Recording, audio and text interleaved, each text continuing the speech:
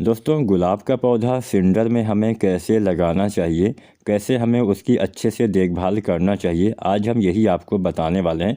तो हमने कुछ दिन पहले 3 गुलाब के पौधे की शॉपिंग की थी। ये वाला येलो वाला हम आज सिंडर में लगा के आपको दिखाएंगे। सिंडर जो कोयला होता है, जला हुआ कोयला, उसी का हिस्सा होता है।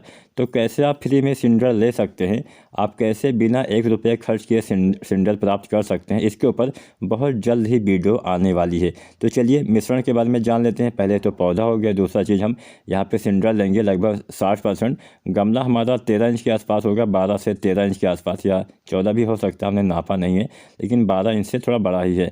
कुछ मात्रा में हम यहाँ पे बोन मील यानी हड्डी वाली खाद का इस्तेमाल करेंगे।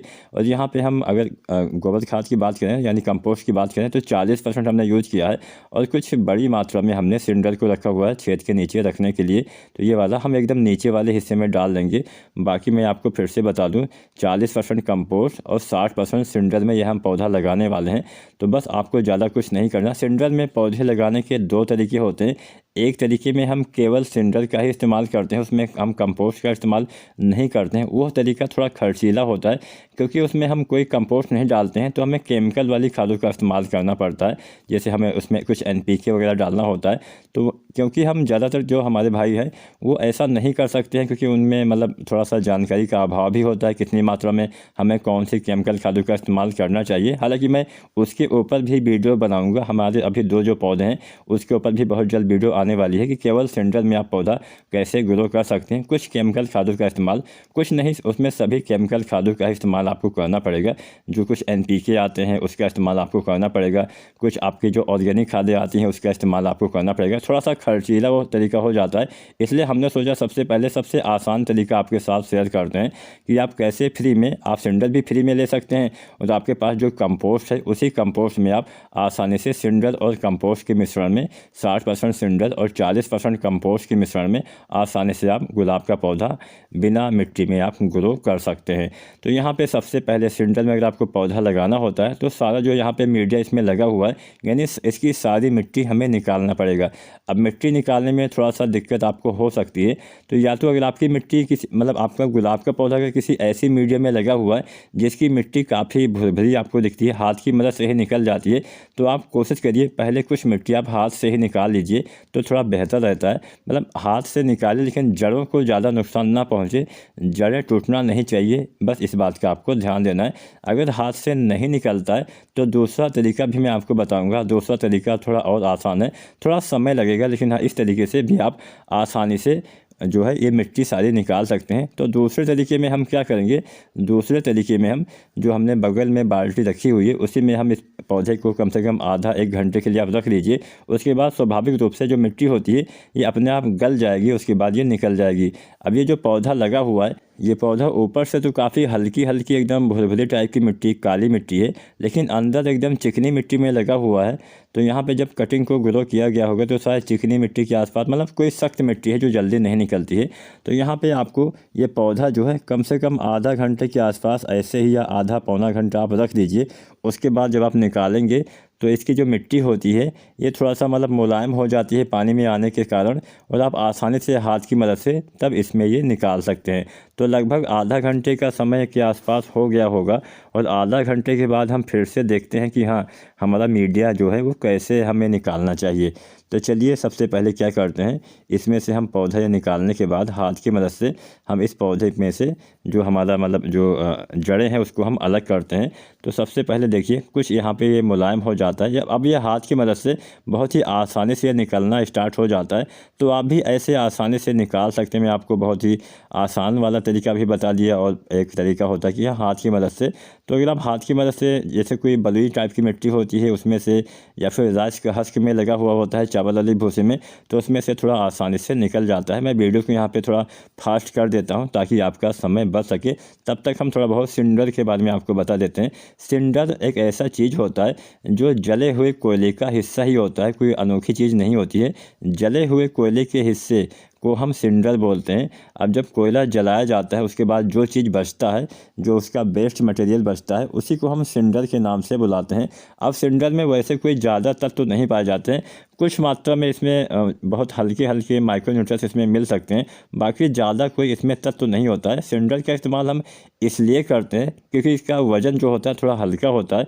दूसरा, इसमें पानी रुकने की क्षमता बहुत कम होती है, इसके अंदर पानी बहुत जल्दी बह जाता है, ये पानी अपने अंदर बहुत ही कम होल्ड करके रख पाता है। तो इससे क्या होता है कि आपके पौधे, दूसरा फायदा ये भी होता है कि सिंडर क्योंकि एक बड़े बड़े टुकड़ों में होता है तो उसके अंदर हवा काफ़ी अच्छे से आती जाती है, जिससे पौधे में जड़ों का विकास बहुत ही अच्छे से हो पाता है। जब पौधे में जड़ों का विकास अच्छे से होता है तो आपके पौधे का विकास भी सही से हो पाता है।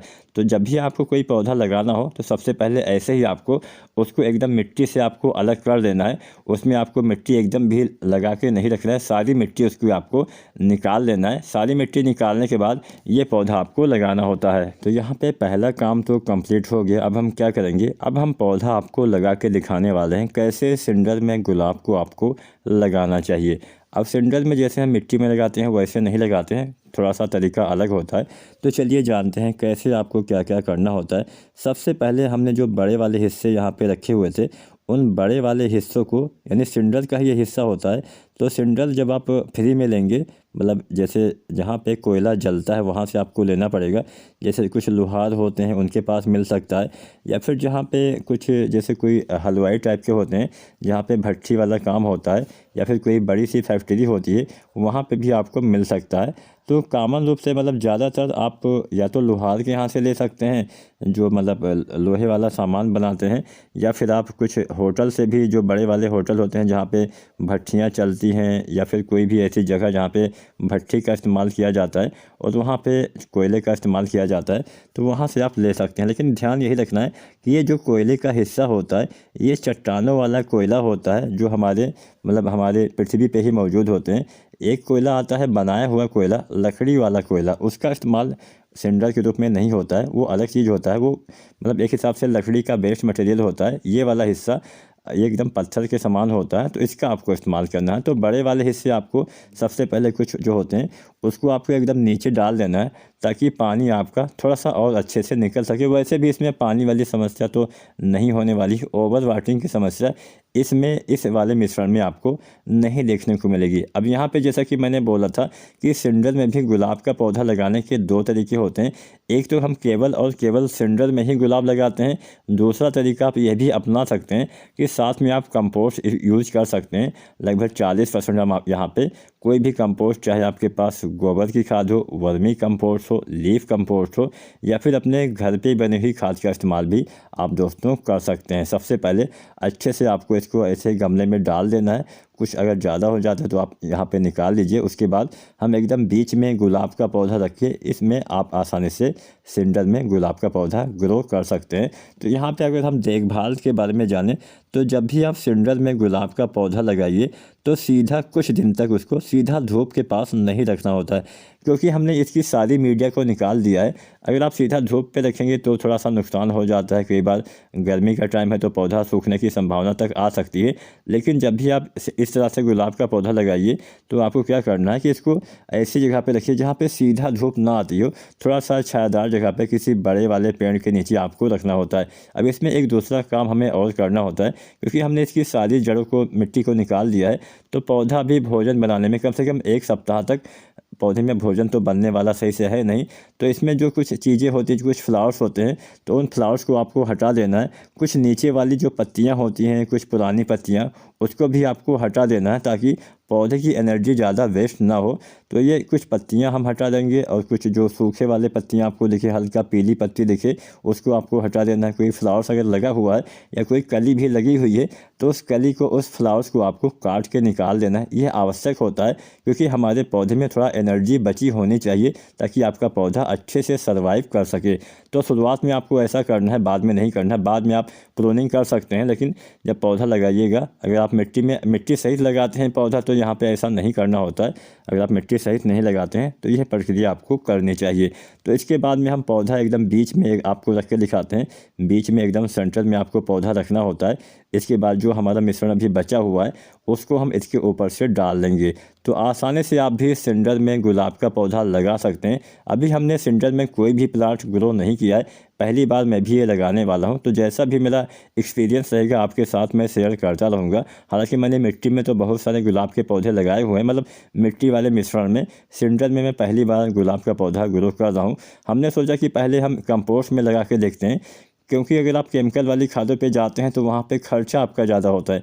आपको बाज़ार से केमिकल वाली खादों का खरीदारी करना पड़ेगा, कुछ NPK लाने पड़ेंगे, कुछ जैसे जो एक आता है लिक्विड रूप में खादें, उसका भी इस्तेमाल आप कर सकते हैं, कुछ सीवीड फर्टिलाइज़र आते हैं। तो ऐसी खादें आपको प्रयोग करना पड़ेगा। अगर आप इसमें लगाते हैं तो इसमें आपको ज़्यादा कुछ नहीं करना होता है, आपको केवल वर्मी कंपोस्ट या लीफ कंपोस्ट या फिर कोई भी खाद जो आपके पास उपलब्ध हो 40% उसका इस्तेमाल करिए और यहाँ पे 60% सिंडर का इस्तेमाल करिए। अब इसके साथ कंपोस्ट डालने से एक फ़ायदा आपको यह मिलेगा कि कंपोस्ट में भी थोड़ा सा जो पानी रोकने की क्षमता वो इसमें आ जाएगी। वैसे तो सिंडर में पानी नहीं रुकता है, लेकिन कंपोस्ट की वजह से थोड़ा सा मॉइस्चर इसमें बना रहेगा। अगर आप इसमें केवल सिंडर में ही पौधा लगाते तो एक दिक्कत आपको यह भी होती है कि उसमें पानी पे बड़ा ध्यान देना होता है, खासकर गर्मी के टाइम पे, क्योंकि गर्मी के टाइम पे उसमें पानी वैसे भी रुकता नहीं। अगर आप डेली इसमें पानी नहीं डालेंगे तो भी दिक्कत हो जाती है।